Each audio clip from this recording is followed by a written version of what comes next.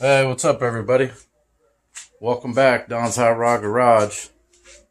I started cutting the floors out. I got a little bit done on the convertible today. It's going to be a big project, tongue twister.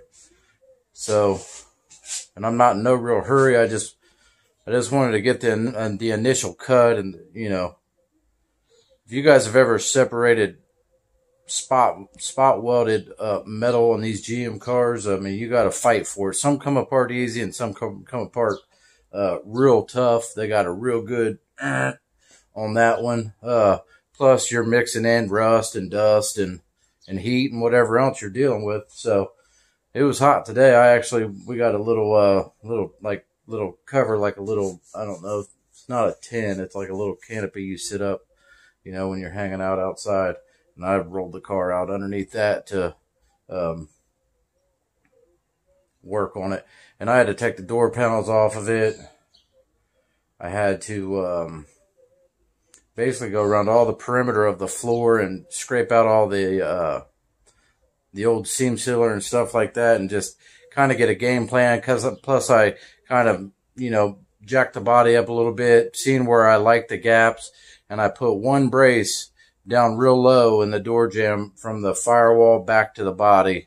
And before I cut the entire floor off, I'll put another brace up higher, but I just want to get access to be able to walk in there while I'm doing the front, because a lot of them braces they was rusted out. That's one of the reasons why I wanted to do the floor. They was rusted out, so it's not like I'm taking any structure away. They wasn't touching nothing to start with, It's been a long time since they was actually working properly. But, eventually, I'd hope it'd only take me a few weeks. I'd be able to get that in there.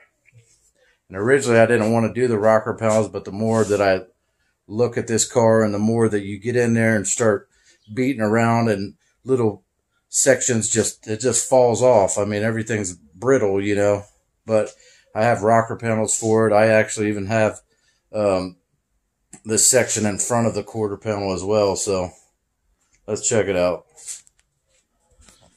So you can see my little canopy kept the shade off me. It was like friggin' 90 UV rate of I don't know, probably a 10 or something like that.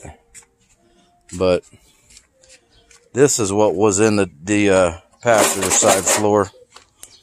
Old galvanized steel. And then there's some other. But I started cutting this section out today so far. And it's a shame because the front's actually pretty decent. And I'm actually going to reuse them pedestals right there. I'm going to keep them. So, but you can see there's the one brace I put on there. And I just wanted the distance from there to there not to change. And then I might go diagonal down or straight across, and then one in the center, and then one from this side to that side.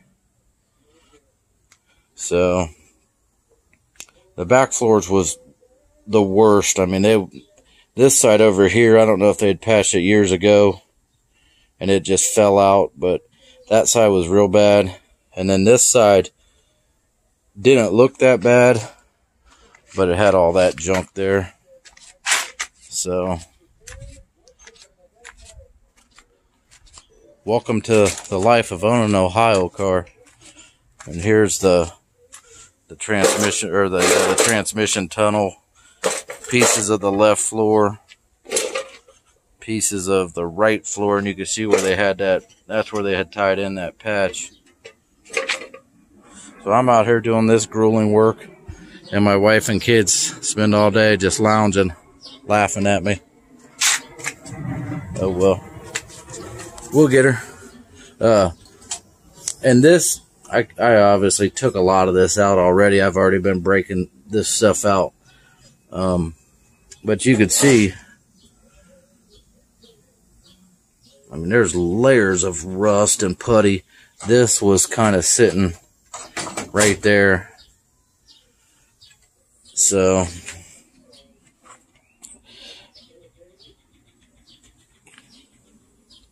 Like I said, the front floors aren't too bad. And this, I'm going to reuse these. I'm just going to, I'll probably, when I do the front, cut the front, I'll probably cut it out through here because this front brace is actually still solid. And before I cut this brace out or that brace back there out, I'll put the other bar in there. And then I'll just have to do what I got to do to get into the car, you know. And I'm just trying to be real delicate because, you know, the top on the car is, this is a new top. You know, it's in nice shape. I don't want to tear it up. And I got to be able to get back below that, up underneath. But you can see I scraped out all the seam sealer all the way around because I'm coming, you know, we're marching all the way through there. And this side over here, you know, it's already helped me cut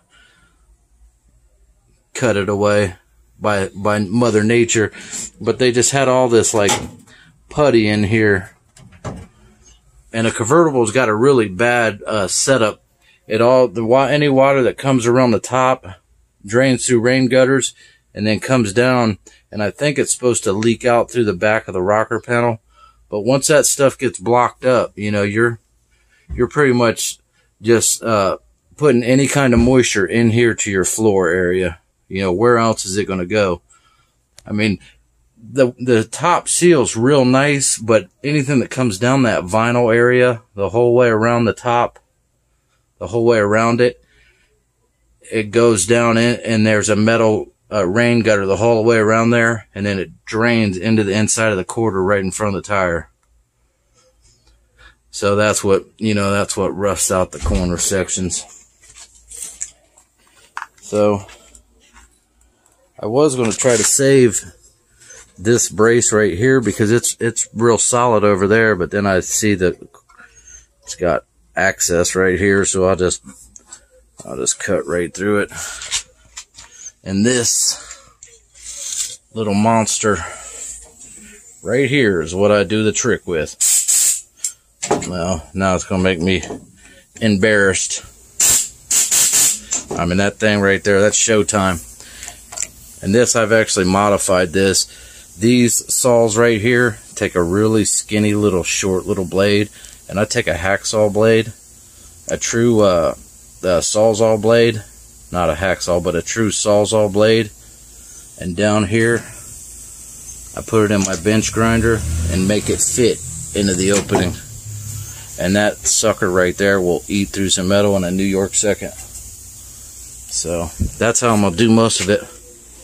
My neighbor offered to let me use his plasma cutter, but you gotta have two 220 plugs, or keep switching your compressor and running the plasma cutter. And he also told me, make sure you don't run out of plasma. It's hard to come by. I said, oh, come on. Yeah, guys, it won't be too long, I hope.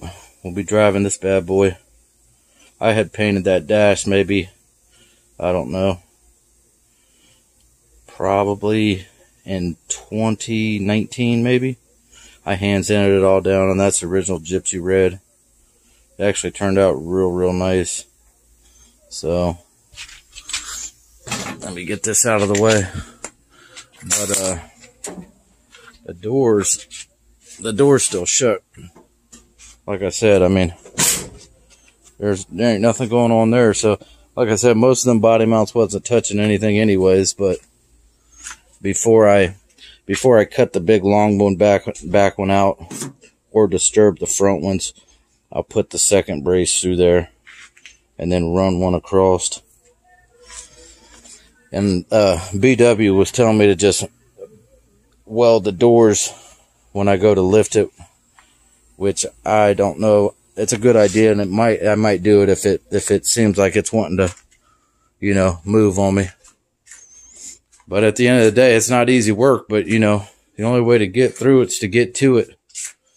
And now, the way the car is now, I could actually, you know, put it one side real tight or the other side real tight where I could sneak in one door and I could just cut away in the evenings in the garage with my little window air conditioner on there. So So anyways, guys, we're jamming away. It ain't gonna happen overnight, but when that car sits back down onto them floors, onto that painted frame with all new body mounts, and I put a rebuilt engine back in it with a rebuilt 4-speed, we'll be moving in the right direction. It's hard work. I mean, I totally understand when a lot of people, when they see rust, they run for the border because it is hard work. But once you get in there, like on my projects, like if you guys seen that 55, my white 55 sedan, that car still needs floors and everything else. When I get a car, I start getting the easy stuff. So when I go to do the floors, it doesn't still need the floors plus bumpers and rear end and motors and transmissions and glass and seats. You know what I mean? Start trying to shrink that circle smaller and smaller and smaller, and you'll get it together. I've done so many of them. I was thinking about it the other day. It's still a barn burner out here. My first car that I ever fixed back up, and it needed floors. We just patched them, you know. This is probably like 1992 or something like that. It was at my Uncle Steve's house out in Cardington, Ohio. And I told him, you know, Uncle Steve, I want that. It was a 58 4-door Biscayne 283 with a 3-speed on the column. And the motor, something was wrong with the motor, but I had a 283 out of a 59. So anyways, me and my buddy go out to get the car, and it's sitting in my Uncle Steve's backyard.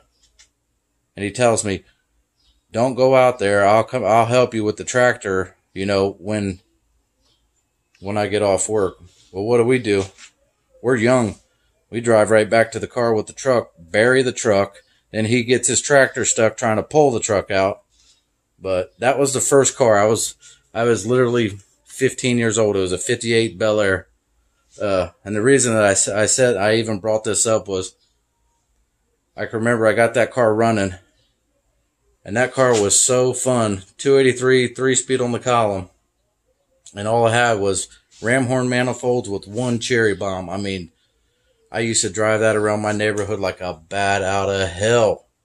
I'm sure everybody hated me, but one time I had all my buddies in it, and I don't have a license or anything, and we're hauling ass up the road, you know, as fast as we can, you know, just joyriding it. And then we get back home, and we no longer get back home and jump out of it, and a Columbus police officer stopping at my house wanting to know who was driving that car.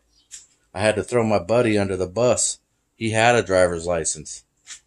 So we just got a warning, but 15 years old. So, you know, I've been at these cars a long time. Next year, that'll make 30 years since I first fixed that car up. And I was helping my dad, you know. I put together a 56 4-door wagon with him when I was about 10 or 11 years old. And got everything together. I just didn't know how to time the engine. So the years are definitely starting to add up. And I understand why a lot of people don't want to mess with the cars, you know, that need a lot of work. Because it is a lot of work. It takes a lot of time, but it's in my blood. It's the only thing I know. And I really, really enjoy it. So, anyways, that's an update on the 55 convertible. I'll bring you back along as I continue to cut more out of it. And then, you know, eventually we'll lift it up, set it down on the new floor, and it'll be all downhill after that. Thanks for stopping by. Don's Hot Rod Garage. I'll catch you guys on the next video.